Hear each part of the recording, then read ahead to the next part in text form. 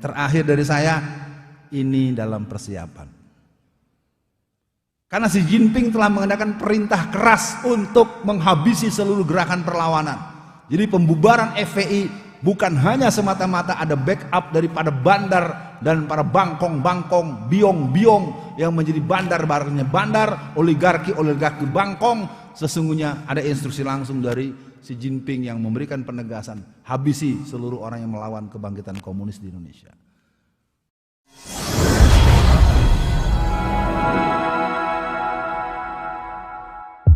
Kita lihat bagaimana mereka mulai melakukan gerakan-gerakan. Temu raya kader PKI bulan Maret Pak, di Jakarta Pusat Pak. Nah ini pintu masuk mereka, amandemen Undang-Undang Pemilu nomor 12 tahun 2003, pasal 60G oleh Mahkamah Konstitusi. Siapa ketua MK-nya saat itu? Silahkan cari Pak. Pasal 60G menyatakan bahwa tiap-tiap orang yang pernah jadi orang PKI, pengurus PKI, simpatisan PKI diperbolehkan untuk menjadi anggota DPR, diperbolehkan menjadi eksekutif, dan diperbolehkan untuk jadi yudikatif. Apalagi yang mereka mau tuntut? Udah ada undang-undangnya.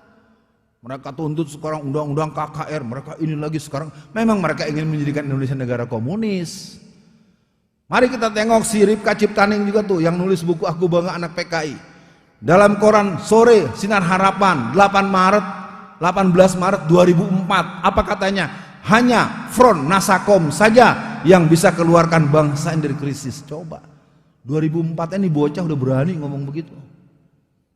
Ini titisan Gerwani nih, karena memang ayahnya tokoh PKI Solo tahun 50-an. Ya. Judicial Review kader PKI ke Pengadilan Negeri Jakarta Pusat pada bulan September tahun 2005, 500 kader-kader PKI yang usianya 70 tahun, 80 tahun, 90 tahun yang jalannya udah pada miring-miring. Dari Blitar, dari Kediri, dari Boyolali, dari Semarang, dari Klaten. Datang mereka Pak ke Jakarta Pusat. Pengadilan Jakarta Pusat itu kalau tahun itu masih ada di dekat Harmoni. Coba bayangkan 500 orang. Gimana kita bisa bayangkan yang tua-tua tuh? Sementara kalau yang kelompok Islam saya tahulah ada yang cuma nostalgia sama nyalahin kita yang muda. Kamu tahu apa anak baru kemarin? Itu terus yang sering saya dengar tuh dari yang tua-tua. Ditetapkannya Mei libur nasional. Libur nasional 1 Mei 2014. Siapa presidennya saat itu? Belum presiden baru loh. 1 Mei libur nasional adalah rekomendasi komunisme internasional dalam Kongres tahun 1916. Ngomong apa? Karena memang kita akomodir kok. Kita coba sampai kepada hal yang pernah saya ikuti secara langsung selama 2015. Ulang tahun PKI yang ke-95. Kalau yang kemarin yang ke-100, kalau jamaah ikuti, yang ke-100 kemarin tuh tanggal 23 Mei 2020. Karena kan PKI itu dilahirkan tanggal 23 Mei 1920 setelah Kongres ISDV yang ke-7. Ya, namanya dulu Hindia Belanda, tapi sesungguhnya ya PKI, Partai Komunis Indonesia. Ini nih yang membuat saya dipersoalkan lah, memang faktanya kok. Mereka mengadakan ulang tahun PKI ke-95 tanggal 24 Mei 2019 di Parakan Temanggung. Sabtunya sehari sebelumnya di aula kantor NU cabang Kendal. Masa gara-gara saya nulis gini lalu saya dilaporkan ke polisi? Ada juga Anda cari panitianya, bener nggak kemarin ada di sini? Marahin, gua yang disalahin. Ini fakta kok. Ini fakta memang. Nah, kenapa bisa terjadi sebuah organisasi yang sesungguhnya jadi inceran PKI malah membiarkan PKI berulang tahun di kantor Anda? Jangan malah gue yang dimarahin. Saya dengar di beberapa, diserang saya. Tapi sayangnya saya nggak dihadirkan. Karena ada seminar besar di sebuah hotel bintang 5 di Jakarta membahas tentang PKI. Wartawan tanya, Mbak Ning ngomongnya cacus gitu. Tapi kok di sini nggak ada Ustadz Alfian Tanjung. Nah, itu berarti orang-orang PKI itu biasa aksi sepihak, nggak berani kalau menurut saya. Beraninya main belakang, main tusuk, main fitnah, main menyebarkan berita bohong. Saya nyatakan kalau ada orang-orang PKI yang ngaku PKI, asal Anda bisa sportif, mendingan Anda katakan saja isyhadu bi anal PKI. Keren itu. Jadi jelas kita perangnya. Jangan bilang enggak terus padahal Anda maunya ke situ juga. Pemutaran film Senyap, ini saya sudah tanya pada Pak Taufik Ismail. Film Senyap ini dibuat oleh seorang sutradara yang tidak terpakai di Hollywood. Sutradara yang tereliminir karena nggak becus, nggak disiplin dan sering melakukan hal-hal yang tidak sesuai dengan etik seorang sinematografis. Ya, di kita tuh kok yang penting orang bule, orang Amerika. Udah tahu di kampung udah kadaluarsa nggak dipakai. Saya kan tanya, Pak ini film apa nih? Ini film dibuat oleh orang yang nggak punya kerjaan dan dia nggak punya job di Amerika. Peringatan ulang tahun ke-70 di Pamekasan, Jember, Payakumbuh, Sumatera Barat, tamat itu bendera PKI berkibar se-Indonesia. Ada 57 titik sejak tahun 2003 sampai 2013. Dari Aceh sampai Ambon itu pengibaran bendera PKI sudah dilakukan secara merata. Lalu Mas bilang, PKI-nya di mana? Ngaca Pak, ente masih ngomong gitu terus. Yang jawab siapa? Pak Riamiza Triakudo kok dulu Menhan periode yang lalu.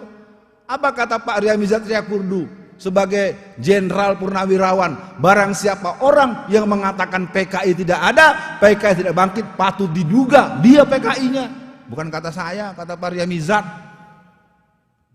Pak Riamizat aja ngomong begitu, ente bilang kagak ada, bilang hoax lagi, jangan-jangan ente yang PKI. Bukan kata saya, kata Pak Riamizat, tangkap Pak Riamizatnya. Dan kita harus tahu mereka tinggal menunggu pengesahan Undang-Undang BPIP. Undang-Undang BPIP selesailah Indonesia menjadi negara yang berhaluan komunis secara de jure dan de facto.